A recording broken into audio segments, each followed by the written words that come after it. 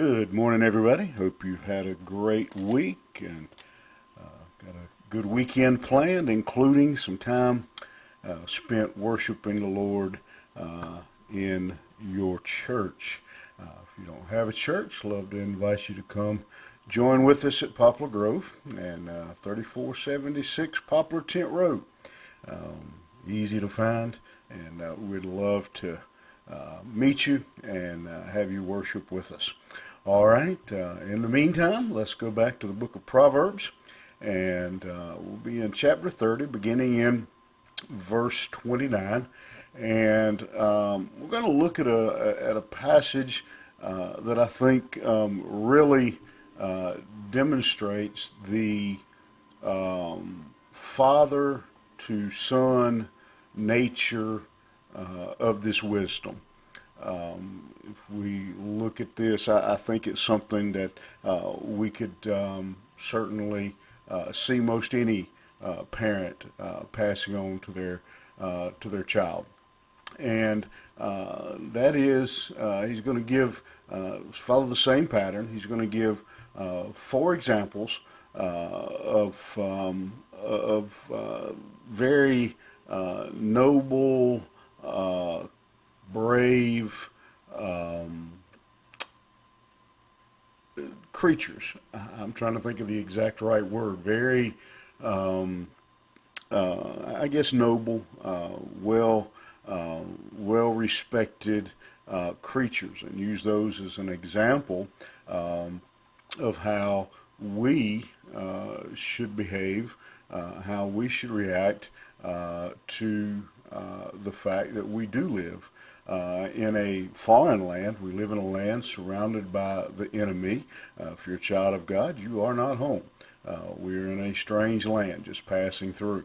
And these are the examples, he says, of how some animals that show us how to act in that environment.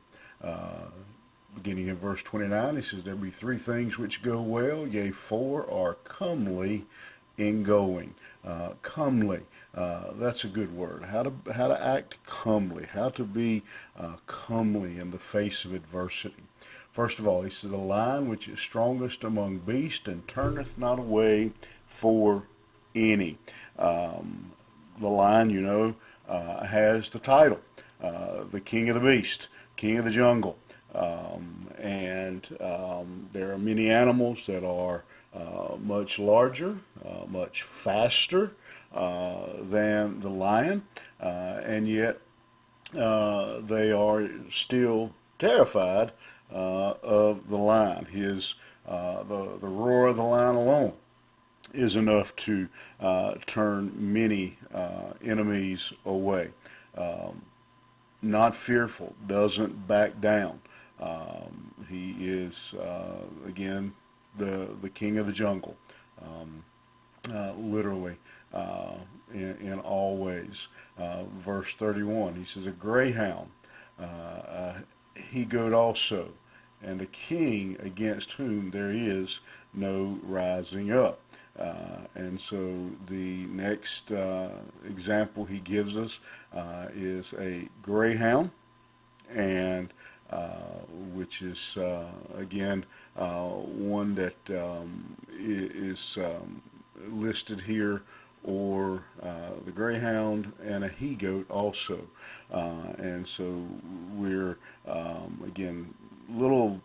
The idea of a greyhound is a little confusing in some of the original Hebrew, but that's typically the understanding here.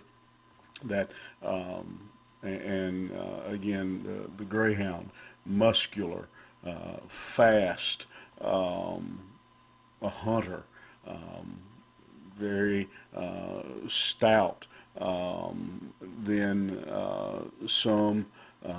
It goes on and just describes a he-goat, the male goat, that just lowers his head, and we had goats at one time, and if it got in their way, they just lowered their head, and poof, there wasn't much that could stop them. They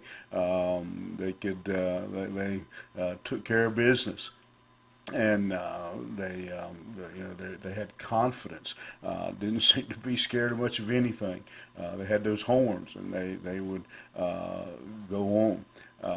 He then says, "A king against whom there is no rising up." I think most of us don't live in that kind of political system where we deal with kings, but we know the position of king and how they rule.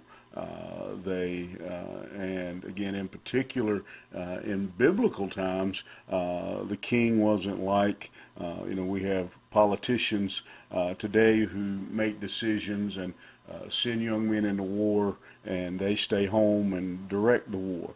The king in that day, he went out and he led his troops into battle. He was a brave man who would do that. And the example we have here of all these animals may be a little bit of an odd mix when you go down through them: a lion, a greyhound, a goat, and a king. But the thing that all of them have in common, again, is their bravery. They they're very majestic. The most that many of us know of kings and kingdoms is what we might see on television from England with some of their pomp and ceremony and things, but that we live our life with our heads up. We are believers. We are children of the King who are courageous. Lion, when he walks through the jungle, he doesn't walk through the jungle with his head down. He doesn't walk through the jungle looking over his shoulder. He makes everybody else look over their shoulder. And so I'm not saying we're supposed to be beasts, but as children of God, we are supposed to be courageous. We're supposed to have our heads up. We are, again, we have a higher calling. We have a future home in heaven with Him. We have been forgiven. We don't have to walk through this world with our heads hung low, trying to hide. We're children of the King, and we should be noble, courageous, and live our life like we are truly children of the King. Hope you have a royal day. And remember, you are a child of God. You've been saved by His grace, forgiven, and you are a son, a daughter, a child of the King. Have a great day, and we'll see you back here next week.